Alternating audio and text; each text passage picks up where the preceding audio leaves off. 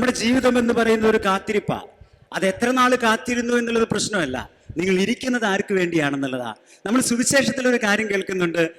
കർത്താവിനെ വിളക്ക് കൊളുത്തി സ്വീകരിക്കാമെന്ന 10 കന്യകമാരിൽ 5 പേര് വിവേകമതികളും 5 പേര് വിവേകരഹിതരുമായിരുന്നു എന്നാണ് വചനം പറയണേ. ഇതില് ഈ വിവേകമതികളുടെ വിവേകം എന്താ? അവരെണ്ണ എടുത്തതാണോ വിവേകം? ഇപ്പൊ നമ്മളുടെ വീടുകളിൽ എണ്ണ കാച്ചാനുള്ള എണ്ണയൊക്കെ ഉണ്ട്, അല്ലെങ്കിൽ നമ്മൾ കടയിൽ പോയി എണ്ണ വാങ്ങിക്കും അല്ലേ? അപ്പൊ അത് വലിയ വിവേകമൊന്നുമല്ല, അത് പ്രാക്ടിക്കലാ. ഈ 5 കന്യകളുടെ വിവേകം എന്താ? അവര് ഇറങ്ങുമ്പോഴും തയ്യാറാകുമ്പോഴും നടക്കുമ്പോഴും കാത്തിരിക്കുമ്പോഴും അവരാർക്ക് വേണ്ടി കാത്തിരുന്നേ? കർത്താവിന് വേണ്ടി, അവരുടെ മണവാളിന് വേണ്ടി അല്ലേ?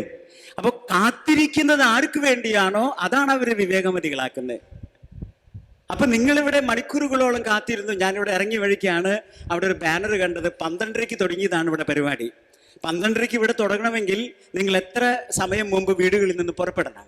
നമ്മുടെ ജീവിതം എപ്പോഴും നമ്മൾ ഒത്തിരി യാത്ര ചെയ്യുന്നുണ്ട്, ഒത്തിരി അധ്വാനിക്കുന്നുണ്ട്, ഒത്തിരി പ്രവർത്തിക്കുന്നുണ്ട്, ദൂരെ യാത്ര ചെയ്യുന്നുണ്ട്, ധ്യാനങ്ങൾ കൂടാൻ, വചനം കേൾക്കാൻ. പക്ഷേ ഇതൊന്നും പ്രത്യേകതയില്ല. നിങ്ങൾ ആർക്ക് വേണ്ടിയാണ് ഇതെല്ലാം ചെയ്യുന്നത്? ഈ 5 കന്യകളെ വിവേകമതികളാക്കിയത് അവരിറങ്ങുമ്പോഴും കാത്തിരിക്കുമ്പോഴും അവർ യാത്ര ചെയ്യുമ്പോഴും എല്ലാം അവരുടെ ലക്ഷ്യം അവരുടെ ജീവിതത്തിന്റെ സന്തോഷമായ മണവാളനായിരുന്നു. ഒരിക്കൽ പോലും അവരുടെ ജീവിതത്തിന്റെ സന്തോഷമായ ആ മണവാളനെ നഷ്ടപ്പെടാൻ ആഗ്രഹിക്കാത്ത അവരുടെ ഇറങ്ങുമ്പോഴുള്ള ചിന്ത ദൈവത്തിൽ കേന്ദ്രീകരിച്ചിരുന്നത് കൊണ്ടാണ്. ഈ 5 കന്യകകളെ വിവേകരഹിതരാക്കിയത് എന്തുകൊണ്ടാ? അതിൽ 5 പേര് വിവേകമതികളും 5 പേര് വിവേകമില്ലാത്തവരാ. ഈ വിവേകമില്ലാത്തവരെ വിവേകമില്ലാത്തതാക്കിയത് എന്താ? വരുന്നത് പോലെ കാണാമെന്ന് വിചാരിച്ച് ഇറങ്ങി തിരിച്ചവരവര്. നമുക്കറിയാം, നമ്മളൊരു കാര്യത്തിന് വേണ്ടി മുൻകൂട്ടി ഒരുങ്ങിയില്ലെങ്കിൽ വരുന്നത് പോലെ സ്വീകരിക്കാൻ നമുക്കാവില്ല. ഇപ്പൊ നമ്മുടെ നാടൊക്കെ ഒരു ഇലക്ഷന് വേണ്ടി ഒരുങ്ങിക്കൊണ്ടിരിക്കുക അല്ലേ? 26-ാം തീയതിയാണ് കേരളത്തില്. ഞാൻ മധ്യപ്രദേശിൽ വർക്ക് ചെയ്യുക. ഞങ്ങളുടെ അവിടെ ഇലക്ഷൻ വരുന്നത് മെയ് മാസം 17-ാം തീയതിയാണ്. 6-7 ഘട്ടങ്ങളായിട്ടാണ് ഇന്ത്യയില്. അപ്പൊ ഇന്ത്യ മുഴുവൻ ഒരുങ്ങിക്കൊണ്ടിരിക്കുക. ഇപ്പൊ നമ്മൾ കഴിഞ്ഞ 5 വർഷങ്ങളില് ഒത്തിരി പ്രശ്നങ്ങൾ കണ്ടു ഇന്ത്യയില്. 2019 ഇലക്ഷൻ വന്നപ്പോൾ ആ ഇലക്ഷൻ ആരെ തെരഞ്ഞെടുക്കണമെന്ന് വിവേകപൂർവ്വം ചിന്തിക്കാതെ വോട്ട് ചെയ്തതിന്റെ ഫലം പലരും ഈ 5 കഴിഞ്ഞ വർഷങ്ങളിൽ അനുഭവിച്ചുകൊണ്ടിരിക്കുക. ഇനിയും ഈ കാലഘട്ടങ്ങളിൽ മാത്രം നമ്മുടെ അരികിലേക്ക് വരുന്ന സ്ഥാനാർത്ഥികളും രാഷ്ട്രീയക്കാരും നമ്മുടെ പഴയ കാര്യങ്ങളൊക്കെ മറന്നു കളയാൻ നമ്മളെ സഹായിച്ച് പുതിയ ലോകത്തെക്കുറിച്ചുള്ള ഒരു കാഴ്ചപ്പാട് നമുക്ക് തകർന്നു തരും.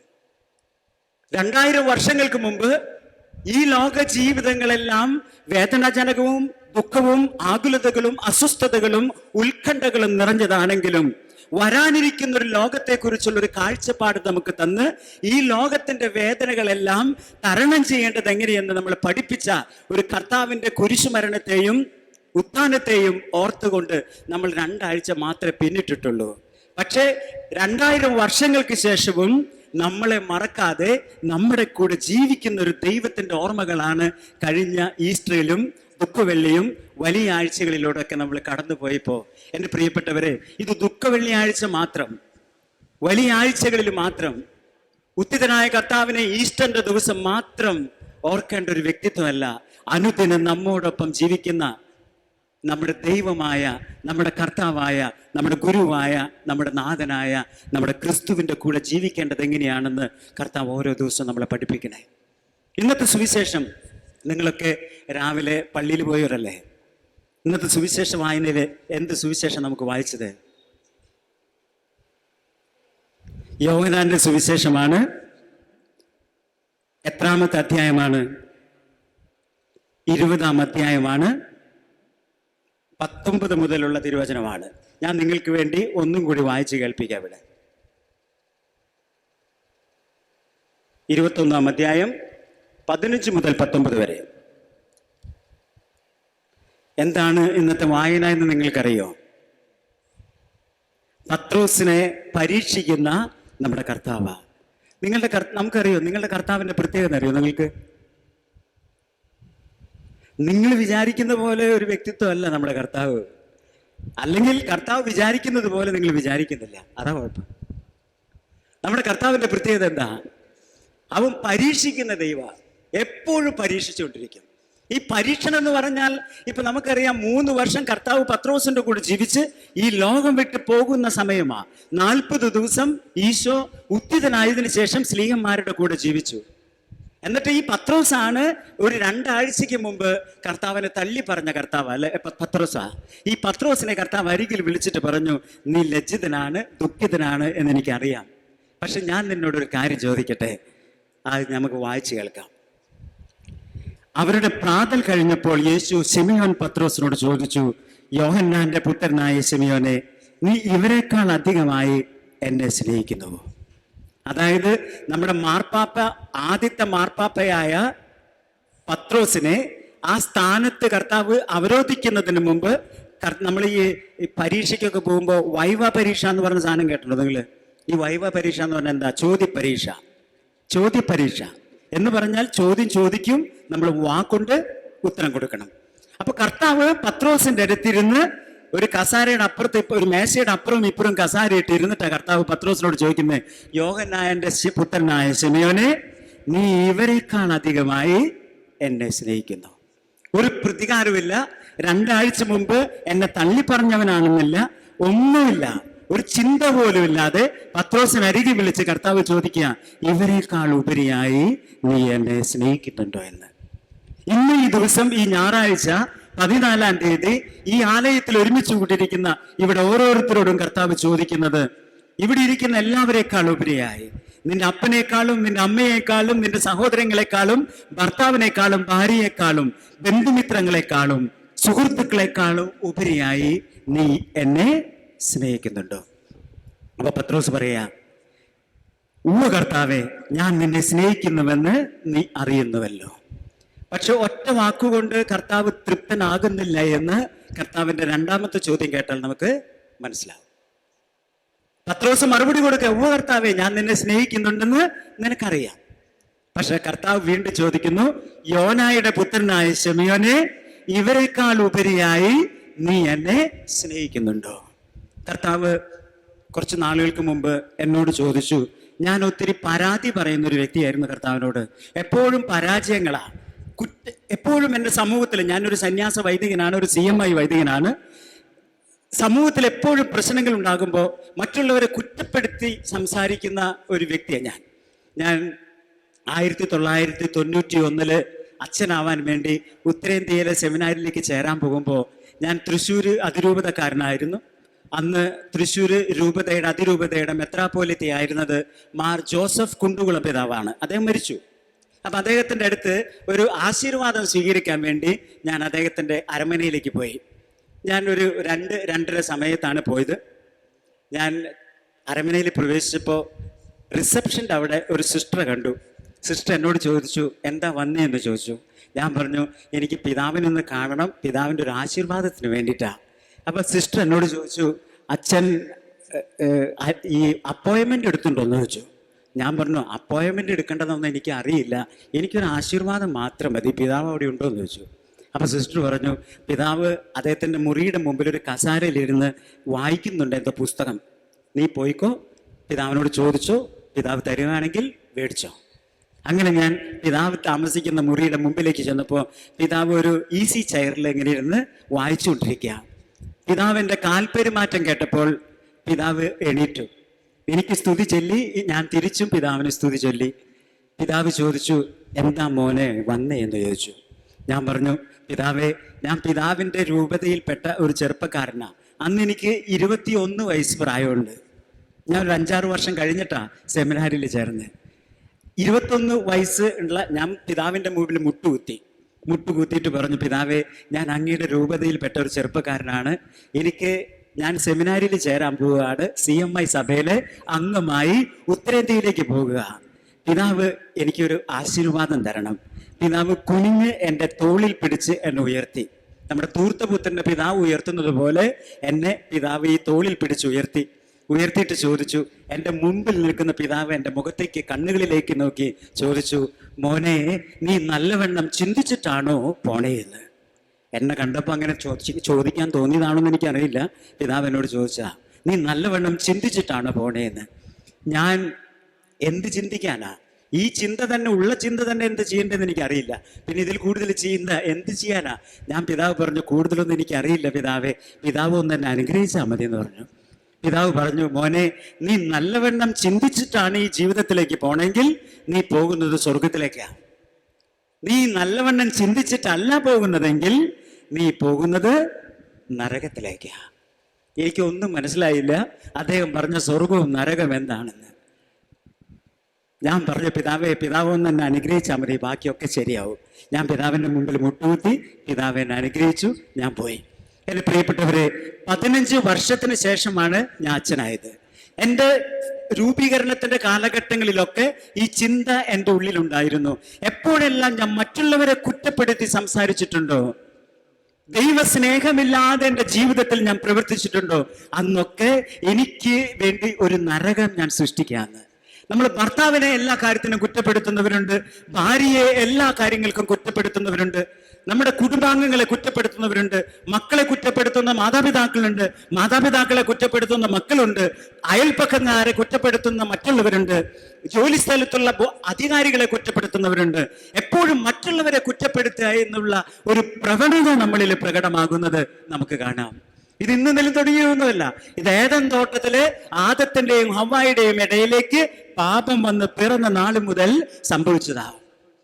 ഒളിച്ചിരുന്ന ആദത്തിന്റെയും ഹവ്വായുടെയും അരികിലേക്ക് കർത്താവ് വന്ന് ചോദിച്ചു, ആദം, നീ എവിടെയാ? ആദത്തെ, ഈ മരത്തിന്റെ പുറകിലിരിക്കുന്ന ആദത്തെ കണ്ടുകൊണ്ടാണ് കർത്താവ് ചോദിക്കുന്നത്, ആദം, നീ എവിടെയാ? ആദം പുറത്തു വന്നു, ഞാൻ ഒളിച്ചിരിക്കുക. കർത്താവ് ചോദിച്ചു, നീ എന്താ ഒളിച്ചിരിക്കുന്നേ? ഞാൻ നഗ്നനാ. നീ നഗ്നനാണെന്ന് ആരാ പറഞ്ഞേ? അപ്പൊ ആദം പറഞ്ഞത് എന്താ? നീ എനിക്ക് തന്ന, കൂട്ടിൽ തന്ന ആ സ്ത്രീയാണ് എന്നോട് പറഞ്ഞതെന്ന്. എൻ്റെ പ്രിയപ്പെട്ടവരെ, ഈ ആദത്തിന് ഹവ്വായെ കർത്താവ് സൃഷ്ടിച്ചപ്പോൾ ഇന്ന് വിഷുക്കണി കാണുന്നത് പോലെ ആദത്തിന്റെ മുമ്പിൽ ഹവ്വായെ നിർത്തിക്കൊണ്ട് കർത്താവ് പറയുകയാണ്. കർത്താവ് പറഞ്ഞു, ഇനി നീ കണ്ണു തുറന്നോളാൻ ആദത്തോട് പറഞ്ഞപ്പോൾ കണ്ണു തുറന്നു നോക്കി ആദം കണ്ടത് തന്റെ രൂപത്തെ പോലെ കാണുന്ന ഒരു മനുഷ്യനെയാണ്. അതുവരെ ആദത്തെ വിട്ട് ആദത്തിന് വേറെ ആരെയും കാണാനില്ലായിരുന്നു. ഈ ആദ്യമായി തന്റെ ജീവിതത്തില് ഹവ്വായെ കണ്ടപ്പോൾ അത്ഭുത പരതന്ത്രനായ ആദം വിളിച്ചു പറഞ്ഞത് എന്താ? എൻ്റെ അസ്ഥിയുടെ അസ്ഥിയും എൻ്റെ മാംസത്തിന്റെ മാംസവും. അസ്ഥിയും പോയി, മാംസവും പോയി. പാപം വന്ന് പിറന്നോടുകൂടി അസ്ഥിയുമില്ല, മാംസവുമില്ല. നീ എന്തുകൊണ്ടാണ് ഇങ്ങനെ ചെയ്തേ? നീ ഞാൻ അരുതെന്ന് പറഞ്ഞ പഴം നീ ഭക്ഷിച്ചു എന്ന് ആദത്തോട് ചോദിച്ചപ്പോൾ ആദം പറയാ, ഞാൻ ഭക്ഷിച്ചതല്ല, നീ എനിക്ക് കൂട്ടി തന്ന ആ സ്ത്രീയാണ് എനിക്ക് തന്നതെന്ന്. എത്രമാത്രം മറ്റുള്ളവരെ കുറ്റപ്പെടുത്തുന്ന ഒരു വ്യക്തിത്വങ്ങളാണ് നമ്മളൊരു കാര്യം മനസ്സിലാക്കണം. ഈ പോകുന്ന വഴിയാണ് നമ്മൾ കർത്താവിന്റെ മുമ്പിൽ ചെന്ന് ചേരാൻ പോടെ. വേറൊരു വഴിയില്ല. ഭർത്താവിന്റെ കൂടെയുള്ള ജീവിതം, ഭാര്യയുടെ കൂടെയുള്ള ജീവിതം, ജോലിക്കാരുടെ കൂടെയുള്ള ജീവിതം, സഹോദരങ്ങളുടെ, മക്കളുടെ, മാതാപിതാക്കളുടെ, അയൽപ്പക്കങ്ങളുടെ, നമ്മുടെ നാട്ടുകാരുടെ കൂടെയുള്ള ജീവിതത്തിലൂടെയാണ് നീ നിന്റെ ദൈവത്തിന്റെ മുമ്പിലേക്ക് ചെന്ന് ചേരാൻ പോണേ. കോപിക്കുന്ന ഒരു മനുഷ്യന്റെ മുഖത്ത് നോക്കാൻ ധൈര്യമില്ലാത്ത നീ കോപാകുലനായ ഒരു ദൈവത്തിന്റെ മുമ്പിൽ എങ്ങനെ നോക്കൂ എന്നാണ് തോമസ് എക്വിൻറ്റസ് ക്രിസ്ത്യാനികത്തിൽ പറയണേ. അതുകൊണ്ട് പ്രിയപ്പെട്ടവരെ, ഈ കൂടെ ജീവിക്കുന്ന നിന്റെ സഹോദരങ്ങളെ ഒഴിവാക്കിക്കൊണ്ട് നിനക്ക് ദൈവത്തിലേക്ക് എത്തിച്ചേരാം എന്നുള്ളത് ഒരു വ്യാമോഹം മാത്രമാണ്. ഞാൻ ഒരു പള്ളിയില് പട്ടം കഴിഞ്ഞിട്ട് ഞാനൊരു കൊച്ചച്ഛനായിരിക്കുന്ന സമയത്ത് ഒരു 11 മണി സമയമായപ്പോൾ ഒരു ചെറുപ്പക്കാരൻ എൻ്റെ മുറിയിലേക്ക് വന്നു. എനിക്ക് സ്തുതി തന്നു. ഞാൻ തിരിച്ചു സ്തുതി കൊടുത്തു. ഞാൻ ചോദിച്ചു, എന്താണ് വന്നതെന്ന് ചോദിച്ചു. അദ്ദേഹം പറഞ്ഞു, അച്ഛനായില്ലേ എന്ന് ചോദിച്ചു. ഞാൻ പറഞ്ഞു, അച്ഛനായതുകൊണ്ടാണല്ലോ ഇവിടെ കൊച്ചച്ഛനായിട്ടിരിക്കണേ, നിന്റെ വരവിന്റെ ഉദ്ദേശം എന്താണെന്ന് ചോദിച്ചു. അപ്പൊ അദ്ദേഹം പറഞ്ഞു, അച്ഛാ, എൻ്റെ അപ്പൻ്റെയും അമ്മയുടെയും വിവാഹത്തിന്റെ 50-ാം വർഷം ആഘോഷിക്കാൻ പോവാ. ഞാൻ ചോദിച്ചു, അതിന് ഞാൻ എന്താ ചെയ്യണ്ടേ? അവൻ പറഞ്ഞു, അച്ഛാ, ഇതിന്റെ ആഘോഷം ഇന്ന തീയതിയിലാണ് നടക്കുന്നത്, അച്ഛൻ വന്നൊരു കുർബാന ചൊല്ലി തരുമോ എന്ന് ചോദിച്ചു. ഞാൻ പറഞ്ഞു, അച്ഛന് വേറെ ഒരു പണിയില്ല, അച്ഛന് കുർബാന ചൊല്ലൽ മാത്രമേ ഉള്ളൂ, ഞാൻ വന്നേക്കാന്ന് പറഞ്ഞു. പിന്നെ അവനൊരു ആഗ്രഹമുണ്ട്, അവകാശമുണ്ട്. ഞങ്ങളൊരു പള്ളിയിൽ ഒരുമിച്ച് 8 വർഷത്തോളം ഓൾട്ടർ ബോയ്സ് ആയിരുന്നു, അൽത്താര ബാലന്മാരായിരുന്നു. അതുകൊണ്ട് ഞാൻ തന്നെ ആ കുർബാന ചെല്ലണമെന്ന് അവന് ഭയങ്കര ആഗ്രഹമാണ്. ഞാൻ പറഞ്ഞു വന്നേക്കാം. അവൻ പറഞ്ഞു നമ്മുടെ ഇടവകയിലല്ല, വേറൊരു ഇടവകയിലാണ്, രാവിലെ 10 മണിക്കാണ് കുർബാന, അച്ഛൻ വരില്ലേ? ഞാൻ പറഞ്ഞു വന്നേക്കാം. ഞാൻ അങ്ങനെ ഏകദേശം ഒരു 9:30 മണി സമയമായപ്പോൾ പള്ളിയുടെ സങ്കീർത്തിയിൽ ഞാൻ വന്നിരിപ്പായി. ഒരു 5 മിനിറ്റ് കഴിഞ്ഞപ്പോൾ വികാരിച്ചനും ട്രസ്റ്റിമാരും ഓടിക്കതച്ച് എൻ്റെ അരികിലേക്ക് എത്തി. വളരെ ടെൻഷനായിരിക്കുന്ന ഒരു മുഖമാണ് അച്ഛൻ്റെ. ഞാൻ എണീറ്റു, അച്ഛന് സ്തുതി കൊടുത്തു, അച്ഛൻ തിരിച്ചു തന്നു. എന്നിട്ട് അച്ഛനോട് ചോദിച്ചു, എൻ്റെ അച്ഛ വന്നേന്ന് ചോദിച്ചപ്പോൾ അച്ഛൻ പറഞ്ഞു, അച്ഛൻ കുർബാന ചെല്ലുന്നതൊക്കെ ശരി, പ്രസംഗം പറഞ്ഞ് അധികം കൊളാക്കരുത് അച്ഛൻ, എത്രയും വേഗം കുർബാന ചൊല്ലി ഇറങ്ങിപ്പോക്കോണം അച്ഛാ. എനിക്ക് ആകെ ടെൻഷനായി. പട്ടം കഴിഞ്ഞിട്ട് 3 മാസമായിട്ടുള്ള ഞാൻ ഇത്രയും തീഷ്ണതയോടുകൂടിയിരിക്കുന്ന എൻ്റെ മുഖത്ത് നോക്കി ഈ വികാരിച്ചൻ എന്താ ഇങ്ങനെ പറയുന്നതെന്ന് ഓർത്ത് എനിക്ക് ആകെ അസ്വസ്ഥമായി. എൻ്റെ ഉള്ളിൽ തോന്നിയ അസ്വസ്ഥത പുറത്ത് കാണിക്കാതിരിക്കാൻ എനിക്ക് പറ്റാത്തത് കൊണ്ട് വികാരിച്ചന് മനസ്സിലായി എനിക്ക് വിഷമമായിരുന്നു. അദ്ദേഹം പറഞ്ഞു, അച്ഛാ വിഷമിക്കാൻ വേണ്ടി പറഞ്ഞതല്ല അച്ഛാ, ഇതിന് ശേഷം ഇവിടെ ഒരു ആഘോഷമുണ്ട്, പള്ളിയുടെ ഒരു ആഘോഷമാണ്. ഇവർ പണ്ടേ പള്ളി ബുക്ക് ചെയ്തത് കൊണ്ട് മാത്രമാണ് നമുക്ക് പറ്റില്ല എന്ന് പറയാൻ പറ്റാത്തത്.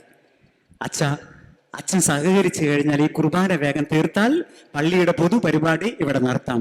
ഇത്രയൊക്കെ ചോദിക്കുന്ന വികാരിച്ചനോട് പറ്റില്ല എന്ന് പറയാൻ പറ്റാത്തതുകൊണ്ട് ഞാൻ പറഞ്ഞു, വികാരിച്ച ഒന്നുകൊണ്ടും പേടിക്കണ്ട, പ്രസംഗം പറഞ്ഞ് ഞാൻ കൊളാക്കാൻ പോകുന്നില്ല, ഞാൻ കുർബാന ചൊല്ലി ഞാൻ എത്രയും വേഗം ഇറങ്ങിപ്പോക്കോളാം. അങ്ങനെ ഞാൻ എൻ്റെ സമയമായപ്പോൾ എൻ്റെ വാക്ക് കേട്ട് വികാരിച്ചൻ പോയി, ട്രസ്റ്റിമാര് പോയി. എൻ്റെ സമയമായപ്പോൾ ഞാൻ സങ്കീർത്തിയിൽ എൻ്റെ വസ്ത്രമൊക്കെ അണിഞ്ഞ് മധുബാഹയിലേക്ക് ഞാൻ പ്രവേശിച്ചു. ഞാൻ പള്ളിയുടെ ജനങ്ങളുടെ ഭാഗത്തേക്ക് നോക്കിയേയില്ല. നോക്കി കഴിഞ്ഞാൽ ഇനി 2 വാക്ക് പറയാൻ തോന്നിയാലോ, ഒന്നും പറയണ്ടെന്ന് വിചാരിച്ച് ഞാൻ അന്നാ പെസക തിരുനാൾ വെച്ച് കുർബാനയൊക്കെ തുടങ്ങി. സുവിശേഷ വായന കഴിഞ്ഞ് ഞാൻ ചുംബിച്ച് തിരിച്ചു വെക്കുന്ന സമയത്താ ഞാൻ പള്ളിയിലെ ജനങ്ങളുടെ ഭാഗത്തേക്ക് ഒരു നോട്ടം അറിയാണ്ട് ചെന്ന് പോയതാ. ഞാൻ നോക്കിയപ്പോഴേ സിംഹാസനത്തിലെ പോലെ തോന്നിക്കുന്ന 2 കസാരകളിൽ ഇരുത്തിരിക്കുക ഈ വിവാഹത്തിന്റെ 50-ാം വർഷം ആഘോഷിക്കുന്ന ഈ ചേട്ടനെയും ചേച്ചിയെയും. വെള്ള വസ്ത്രവാ, ഒരു ബാങ്ക് ഉദ്യോഗസ്ഥനായിരുന്നു ചേട്ടൻ, റിട്ടയർഡായി, 52 വയസ്സുണ്ട്. ചേച്ചി വെള്ള സാരിയാ, വസ്ത്രം നല്ല മനോഹരമായ വസ്ത്രം, കയ്യിൽ ബൊക്കയോ കിരീടോ ഒന്നുമില്ല കല്യാണത്തിന്റെ ദിവസം, പക്ഷെ കസാരയൊക്കെ നന്നായിട്ട് അലങ്കരിച്ചിട്ടുണ്ട്. മക്കളാണെങ്കിൽ വിചാരിച്ചു കല്യാണം കൂടാൻ ഭാഗ്യമുണ്ടായില്ല, ഇനി ഇന്നെങ്കിലും കണ്ടൊന്ന് ആഘോഷിക്കാം നമുക്കെന്ന് വിചാരിച്ച് അതേമാതിരി അവരണിയിച്ചൊരുക്കിയിരിക്കുക. 11 മക്കളെ പെറ്റൊരമ്മയാ. ഇന്നാണെങ്കിൽ ഇടം വല ഇരിക്കാൻ പോലും ആരും ഉണ്ടാവില്ല. 11 മക്കളുടെ അതിലൊരെണ്ണം ഭാഗ്യത്തിനോ നിർഭാഗ്യത്തിനോ ഒരു കന്യാസ്ത്രീയായി. ബാക്കി 10 പേരുടെ കല്യാണം കഴിഞ്ഞു. അപ്പോൾ 10 ഉം 10 20 പേരായി. ആ കന്യാസ്ത്രീ അവിടെ വന്നിട്ടുണ്ട്, വെള്ള വസ്ത്രം ഇട്ട് അതവിടെ ഇരിക്കുക. 10 ഉം 10 20 അവരുടെ ഭർത്താക്കന്മാരും ഭാര്യമാരും, പിന്നെ ഓരോരുത്തർക്കും 2 3 കുട്ടികളുണ്ട്. പിന്നെ പള്ളി നിറയാൻ അവർ വേറെ ആരും ക്ഷണിച്ചിട്ടും കാര്യമില്ല. പള്ളിയിൽ നിറഞ്ഞിങ്ങനെ ആൾക്കാരിരിക്കുക, അവരുടെ ബന്ധുക്കളും സ്വന്തക്കാരും. ഞാൻ ആ ചേട്ടന്റെ മുഖത്തേക്കൊന്ന് നോക്കി, ഞാനൊന്നും ചോദിച്ചില്ല. പക്ഷെ ഞാൻ നോക്കിയപ്പോൾ ആ ചേട്ടൻ എൻ്റെ മുഖത്ത് നോക്കി ചോദിക്കുന്ന പോലെ എനിക്ക് തോന്നി. ചോദിച്ചു ഞാൻ പറയുന്നില്ല, അച്ഛാ 2 വാക്കൊന്ന് പറയോ, 2 വാക്കൊന്ന് പറയോ. എനിക്ക് മനസ്സിലായി ഇത് പ്രലോഭനത്തിന്റെ സമയമാണ്. പ്രലോഭനങ്ങളിൽ അകപ്പെടാതിരിക്കാൻ ഉണർന്നിരുന്ന് പ്രാർത്ഥിക്കാൻ കർത്താവ് പറഞ്ഞിട്ടുണ്ട്. ഞാൻ കണ്ണുകൾ അടച്ചു. എല്ലാവരും എന്നെ നോക്കാൻ തുടങ്ങി. ഞാൻ പ്രസംഗിട്ട് പറയുന്നില്ല, കുർബാനിട്ട് തുടരുന്നില്ല. ഈ നിന്ന നേരം കൊണ്ട് 2 വാക്ക് പറഞ്ഞിരുന്നെങ്കിൽ എൻ്റെ പ്രശ്നങ്ങൾ തീർന്നേനെ. ഞാൻ കണ്ണുകൾ അടച്ചു. കൺഫ്യൂഷൻ തീർക്കണേ എന്ന് പാടാനൊന്നും നമുക്ക് പറ്റില്ല. നേരത്ത് ഞാനിങ്ങനെ നിൽക്കാൻ തുടങ്ങി. എനിക്ക് സംശയമായി. എനിക്ക് തോന്നിയതാണോ ആള് ശരിക്കും ചോദിച്ചതാണോ ഒന്ന് ക്ലിയർ ആക്കാൻ വേണ്ടി, വ്യക്തമാക്കാൻ വേണ്ടി ഞാൻ ആ ചേട്ടന്റെ മുഖത്തേക്ക് ഒന്നും കൂടി കണ്ണു തുറന്ന് നോക്കാൻ വിചാരിച്ചു. അങ്ങനെ ആ ചേട്ടന്റെ മുഖത്തേക്ക് നോക്കിയപ്പോൾ അദ്ദേഹം എന്നോട് കെഞ്ചി ചോദിക്കുന്ന പോലെ എനിക്ക് തോന്നി, അച്ഛാ 2 വാക്ക് പറയാച്ച. ആ തോന്നൽ എനിക്കുണ്ടായ നിമിഷത്തില് എൻ്റെ ഉള്ളിൽ നിന്നൊരു സ്വരം കേൾക്കാൻ തുടങ്ങി, നീ പറയണം, നീ പറയണം. ഞാൻ പറഞ്ഞു, ഞാൻ എന്ത് പറയാനാ? എന്നിട്ട് ഈ സ്വരം എന്നോട് പറയാ, 1 വർഷത്തിൽ എത്ര ദിവസം ഉണ്ടെന്ന് ചോദിച്ചു എന്നോട്. ഞാൻ പറഞ്ഞു, എൻ്റെ ടീച്ചർ പഠിപ്പിച്ചിരിക്കുന്നത് 365 ദിവസമാണ്. അപ്പോൾ 10 വർഷം എത്ര ദിവസം ഉണ്ടാവും? ഞാൻ പറഞ്ഞു, ഏകദേശം ഒരു 3600 3650 ദിവസം ഉണ്ടാവും. എങ്കിൽ 50 വർഷം എത്ര ദിവസം ഉണ്ടാവും? ഞാൻ പറഞ്ഞു, അതെനിക്ക് മനക്കണക്ക് കൂട്ടാൻ അറിയില്ല, കാൽക്കുലേറ്റർ പറ്റുള്ളൂ. ഏകദേശം 18,500 ദിവസത്തോളം എനിക്ക് വേണ്ടി ജീവിച്ചവരവര്. എന്റെ പുരോഹിതനായ നീ അല്ലാതെ അവർക്ക് വേണ്ടി സാക്ഷ്യം വഹിക്കാൻ വേറെ ആരുമില്ല. അതുകൊണ്ട് നീ പറയണം. ഞാൻ പറഞ്ഞു, ഞാൻ എന്ത് പറയാനാ? എന്റെ കയ്യിൽ ഒന്നുമില്ല, അവരുടെ പേരല്ലാതെ എനിക്ക് അവരെ കുറിച്ച് ഒന്നും അറിയില്ല. അല്പം ഉണ്ടായിരുന്നത് വികാരിച്ച് വന്നോടുകൂടി ജനാലിൽ കൂടെ ചോർന്നു പോയി. ഇനി ഒന്നുമില്ല പറയാൻ. ഞാൻ എന്ത് പറയാനാ? അപ്പൊ ആ സ്വരം എന്നോട് പറഞ്ഞു, നീ വാ തുറന്നാ മതി, എന്റെ പരിശുദ്ധാത്മാവ് നിന്നിലൂടെ സംസാരിച്ചേക്കുമല്ലോ. ഞാൻ പറഞ്ഞു, ഞാൻ വാ തുറന്നേക്കാം, നിന്റെ പരിശുദ്ധാത്മാവ് സംസാരിച്ചാൽ മതി. ഞാൻ എന്ത് പറയാനാ? എന്നിട്ട് എന്നോട് ആ സ്വരം പറഞ്ഞു, എന്റെ വികാരിയെ നീ പേടിക്കണ്ട, അവൻ എന്റെ വികാരിയാ, ഞാൻ അവനെ നോക്കിക്കൊള്ളാം. ഞാൻ പറഞ്ഞു, ഞാൻ പറയാന്ന്. കർത്താവിനെതിരെ നമ്മൾ വെല്ലുവിളിച്ചാൽ അത് വല്ലാത്ത പ്രശ്നമാണെന്ന് എനിക്കറിയാം. അതുകൊണ്ട് ഞാൻ എല്ലാം കീഴടങ്ങി ഞാൻ പറഞ്ഞു, ഞാൻ വാ തുറന്നേക്കാം, നിന്റെ ആത്മാവ് എന്നിലൂടെ സംസാരിച്ചോട്ടെ എന്ന്. അങ്ങനെ എനിക്കറിയാവുന്നത്, എനിക്കൊന്നും അറിയില്ല എന്താ പറയേണ്ടതെന്ന്. ഞാൻ ആ ചേട്ടന്റെ പേര് വിളിച്ചു. ആ ചേട്ടന്റെ പേര് മൈക്കിൾ എന്നായിരുന്നു. ഞാൻ വിളിച്ചു, മൈക്കിളേട്ടാ, മൈക്കിളേട്ടാ. ഞാൻ വിളിച്ചപ്പോഴേക്കും ആ ചേട്ടൻ എന്നെ കണ്ണു തുറന്ന് നോക്കാൻ തുടങ്ങി. എനിക്കറിയില്ല എൻ്റെ പ്രിയപ്പെട്ട മക്കളെ, ഇതെങ്ങനെ എൻ്റെ വാക്കിൽ നിന്ന് വന്നേന്ന്, എൻ്റെ ഉള്ളിൽ നിന്ന് വന്നേന്ന്. എന്നിൽ നിന്നൊരു സ്വരം ഇങ്ങനെ കേട്ടു, ഇനിയൊരു ജന്മമുണ്ടെങ്കിൽ ഈ മേരി ചേച്ചിയെ തന്നെ മതിയോ ഭാര്യയായിട്ട്. 50 വർഷം വിവാഹം കഴിഞ്ഞിട്ട്, വിവാഹത്തിന്റെ ദിവസം അച്ഛൻ ചോദിക്കുന്നുണ്ട്, ഇവളെ ഭാര്യയായി സ്വീകരിക്കാൻ നീ തയ്യാറാണോന്ന്, ഇവനെ ഭർത്താവായി സ്വീകരിക്കാൻ നീ തയ്യാറാണോന്ന്. നമുക്ക് ആർക്കും അറിയില്ല, ഇടത്ത് നിൽക്കുന്നവനെയും വലത്ത് നിൽക്കുന്നവനെയും. എന്നിട്ട് നമ്മൾ സമ്മതിച്ചു, സമ്മതപാനെന്ന്. ഈ 50 വർഷങ്ങൾക്ക് മുമ്പ് ഈ ബലിവേദിക്ക് മുമ്പില് വിശുദ്ധകരം സാന്തം സാക്ഷിയാക്കി നമ്മൾ ഏറ്റെടുത്ത ആ ഉത്തരവാദിത്വത്തിന്റെ 50 വർഷം പൂർത്തീകരിക്കുന്ന ഈ സമയത്ത് ഈ മനുഷ്യനോട് ചോദിക്കുക, ഇനിയൊരു ജന്മമുണ്ടെങ്കിൽ നിനക്ക് ഈ മേരി എന്ന സ്ത്രീയെ തന്നെ മതിയോ ഭാര്യയായിട്ടെന്ന്. ഞാൻ പറഞ്ഞു തീർന്നില്ല. അതുവരെ ശാന്തനായിരുന്ന മനുഷ്യൻ ഇരുന്നെടുത്ത് നിന്ന് ചാടി എണീറ്റു. എന്നിട്ട് തന്നെ ഇങ്ങനെ നോക്കാൻ തുടങ്ങി. എന്നിട്ട് ഈ ശാന്തമായ കൈകള് അദ്ദേഹം വിരിച്ചു പിടിച്ചു ഇങ്ങനെ. എന്നിട്ട് വിറയ്ക്കാൻ തുടങ്ങി. അദ്ദേഹം വിറക്കി. എനിക്ക് പേടിയായി. ഞാൻ പ്രത്യേകിച്ചൊന്നും ചോദിച്ചില്ല. ആ ഒരു ഒരു ചോദ്യത്തിന് പോലും ഇത്ര വലിയ മാറ്റം ഉണ്ടാക്കാൻ പറ്റുമെന്ന് ഞാൻ അന്നാ മനസ്സിലാക്കിയത്. എന്നിട്ട് ആ മനുഷ്യൻ ഈ വിറയ്ക്കുന്ന കൈകള് മൊത്തം ബോഡി വിറക്കി. അദ്ദേഹത്തിന്റെ എന്ത് വികാരാണ് അദ്ദേഹത്തിന്റെ ഉള്ളിൽ തോന്നിയതെന്ന് എനിക്കറിയില്ല. അദ്ദേഹം എൻ്റെ മുമ്പിൽ കൈകൾ കൂപ്പി, എന്നിട്ട് അവിടെ നിന്ന് കരയാനാ തുടങ്ങിയ മനുഷ്യൻ. വിവാഹത്തിന്റെ 50 വർഷം ആഘോഷിക്കുന്ന ആ മനുഷ്യനെ ഞാൻ കരയിപ്പിച്ചു എന്ന് കണ്ടാൽ ഇരിക്കുന്ന ജനം എന്നോട് എങ്ങനെ പെരുമാറുമെന്ന് എനിക്കറിയാം. കാരണം ഇവരാരും എന്നെ കാണാൻ വന്നതല്ല, ഇവരെ കാണാൻ വന്നതാ. എന്നിട്ട് ഈ മനുഷ്യനോട് ഞാൻ ഇങ്ങനെ പെരുമാറിയത് അവർക്കൊരിക്കലും സ്വീകാര്യമല്ലെന്ന് എനിക്കറിയാം. അതുകൊണ്ട് എനിക്ക് പേടിയായി. നമ്മൾ ഈ ഡാൻസ് ഒക്കെ പഠിക്കുമ്പോൾ നവരസം എന്ന് പറയില്ലേ, അതേപോലെ ഓരോ രസങ്ങൾ അവിടെ കണ്ടത് ഞാൻ. ആദ്യത്തെ ഭാവം രൗദ്രഭാവം, പിന്നെ ഒരു എന്താണ് ഭാവം എന്ന് പോലും എനിക്കറിയില്ല. അദ്ദേഹം കരയുന്നുണ്ട്, വിറയ്ക്കുന്നുണ്ട്, എൻ്റെ മുമ്പിൽ കൈകൾ കൂപ്പി നിൽക്കുന്നുണ്ട്. എന്നിട്ട് അദ്ദേഹം പറഞ്ഞു, അദ്ദേഹം എന്താ ചെയ്തെന്നറിയോ? ഇടത്ത് നിൽക്കുന്ന ആ സ്ത്രീയെ ആ കൈകളെ കൊണ്ട് അദ്ദേഹത്തിന്റെ മാറോട് അടുപ്പിച്ചു പിടിപ്പിച്ചു. എന്നിട്ട് അദ്ദേഹം പറയാ, അച്ഛാ, ഒരു ജന്മമല്ല അച്ഛാ, എത്ര ജന്മമുണ്ടെങ്കിലും എനിക്ക് ഇവള് മതി അച്ഛാ ഭാര്യയായിട്ട്. ഇവിടെ ഇരിക്കുന്ന എത്ര സ്ത്രീകൾ അത് അവകാശപ്പെടും, ഇവിടെ ഇരിക്കുന്ന എത്ര പുരുഷന്മാർ അവകാശപ്പെടും, എനിക്ക് ഇവള് തന്നെ മതി ഭാര്യയായിട്ടെന്ന്.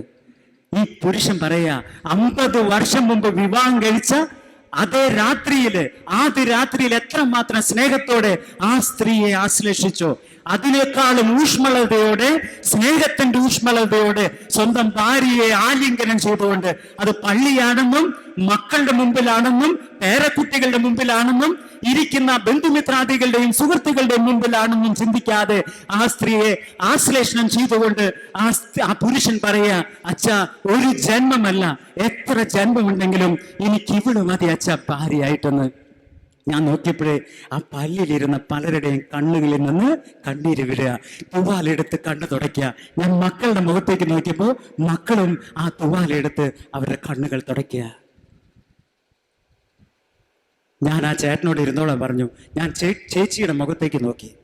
ഞാൻ ചോദിക്കുന്നതിന് മുമ്പേ ചേച്ചി ചാടി എണീറ്റു. എനിക്ക് മനസ്സിലായി ഈ ചാടി എണീക്കുന്നതിന്റെ ലക്ഷണം എന്താ, പറയാനായി ഒത്തിരി ഉണ്ടെന്ന്. എനിക്ക് സമയമില്ല. എനിക്ക് എപ്പോഴും നടവാതിൽ കയറി വികാരിച്ചും വരുന്ന ഓർമ്മകളാ. അതുകൊണ്ട് ഞാൻ പറഞ്ഞു, ചേച്ചി അവിടെ ഇരുന്നോളാൻ. ഞാൻ പിതാവിനും പുത്രനും പരിശുദ്ധാത്മാവിനും വെച്ച് എൻ്റെ പ്രസംഗം അവസാനിപ്പിച്ചു. ഞാൻ ഒന്നും പറഞ്ഞില്ല. അവിടെ ഒക്കെ എല്ലാവരും ഇരുന്ന് കരയുന്നതാണ് ഞാൻ കാണുന്നത്. കർത്താവ് പറഞ്ഞത് എന്താ? എൻ്റെ വാ തുറന്നാൽ മതി, എൻ്റെ ആത്മാവ് സംസാരിച്ചു. ഞാനൊന്നും പറഞ്ഞില്ല. അന്ന് പ്രസംഗം പറഞ്ഞത് വിവാഹത്തിന്റെ 50 വർഷം ആഘോഷിക്കുന്ന ആ അപ്പനും അമ്മയാ. ഈ അപ്പനും അമ്മയും മക്കളെ സ്നേഹത്തിലാണ് വളർത്തിയത്. പക്ഷെ സ്നേഹത്തിൽ വളർത്തിയപ്പോഴും അമ്മയുടെ മുഖത്ത് നോക്കി എനിക്ക് നിന്നെ ഒത്തിരി ഇഷ്ടമാണെന്ന് പറയുന്ന അപ്പനെ ഈ മക്കൾ ആദ്യമായിട്ടാണ് കേൾക്കണേ. അന്നൊരു കാര്യം എനിക്ക് മനസ്സിലായി. ഈ ലോകത്ത് ഏറ്റവും വലിയ ദാരിദ്ര്യം എന്ന് പറയുന്നത് എന്താണെന്ന് നിങ്ങൾക്ക് മനസ്സിലാവുന്നുണ്ടോ? സ്നേഹത്തിന്റെ ദാരിദ്ര്യമാ. നമ്മുടെ കുടുംബങ്ങള് ശിഥിലീകരിക്കപ്പെടുന്നത്, നമ്മുടെ സമൂഹങ്ങൾ ശിഥിലീകരിക്കപ്പെടുന്നത്, ഒരു ഇടവക ശിഥിലീകരിക്കപ്പെടുന്നത്, കത്തോലിക്ക സഭ ശിഥിലീകരിക്കപ്പെടുന്നത് സ്നേഹത്തിന്റെ കുറവുകളാ. ഈ സ്നേഹമാണ് കർത്താവ് പത്രോസ്ലിഹായോട് ചോദിക്കുന്നത്. യോഹന്നാന്റെ പുത്രനായ ശിമയോനെ, ഇവരെക്കാൾ ഉപരിയായി നീ എന്നെ സ്നേഹിക്കുന്നുണ്ടോ? കർത്താവിന്റെ സഭയെ നയിക്കാൻ കർത്താവ് ആവശ്യപ്പെടുന്നത് ഒന്ന് മാത്രമാ, ഒന്നേ മാത്രം. എന്താ അത്? വിദ്യാഭ്യാസമല്ല, അറിവല്ല, ബൈബിള് കാണാപ്പാഠം പഠിക്കലല്ല. അതിനേക്കാൾ ഉപരി ബൈബിൾ എന്ന വിശുദ്ധ ഗ്രന്ഥം ഒരൊറ്റ വാക്കിൽ അടങ്ങിയിരിക്കുന്ന ഒരൊറ്റ മൂലിയാണ് സ്നേഹം എന്ന വാക്യം. ആ സ്നേഹം നിന്റെ ഹൃദയത്തിൽ ഉൾക്കൊള്ളാൻ നീ സാധിച്ചാൽ വിശുദ്ധ ഗ്രന്ഥം മുഴുവനും മനസ്സുകൊണ്ട് നീ കാണാപ്പാഠം പഠിക്കുന്നതിനേക്കാളും ഹൃദയത്തിൽ സംഭവിക്കുന്ന പരിശുദ്ധ അമ്മയെപ്പോലെ ഈ ലോകത്ത് മറ്റുള്ളവർക്ക് ക്രിസ്തുവിനെ പ്രദാനം ചെയ്യുന്ന ഒരു വ്യക്തിത്വമായി തീരാൻ സാധിക്കുമെന്ന് കർത്താവ് പറയാ. എന്റെ സഭയെ നയിക്കാൻ വേണ്ടി പത്രോസ്ലിഹായോട് കർത്താവ് പറയുന്നത് 3 തവണ പത്രോസ്ലിഹായോട് ഈ ചോദ്യ പരീക്ഷകൾക്ക് ശേഷം മരുഭൂമിയിൽ കഴിഞ്ഞിരുന്ന ഇസ്രായേൽ ജനത്തോട് മോശ ഈ ലോകം വിട്ട് പോകുന്നതിന് മുമ്പ് ചോദിക്കുന്നുണ്ട്, ഒരു സ്നേഹമുള്ളൊരു അപ്പൻ തന്റെ മക്കളെ ശിക്ഷണം നൽകി പരീക്ഷിക്കുന്നത് പോലെ നിങ്ങളെ ഈജിപ്തിൽ നിന്ന് ഈ മരുഭൂമിയിലേക്ക് കർത്താവ് കൊണ്ടുവന്നത് നിങ്ങളെ അവിടുന്ന് പരീക്ഷിക്കാനാ. നിങ്ങൾ അവിടുത്തെ ആശ്രയിക്കുന്നുണ്ടോ എന്നറിയാൻ.